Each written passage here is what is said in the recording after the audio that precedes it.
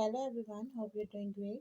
Welcome to my YouTube channel. In today's video, I'll be talking about how to enable and use OTG in your device OnePlus 10T. So if you want to enable and use OTG, you just have to follow a few steps which I'll be telling you in this video. But before we move on to the video, if you are new to my channel, don't forget to subscribe and press the bell icon so you won't miss any of my new updates. Now watch this whole video and you will learn all about how to enable and use OTG.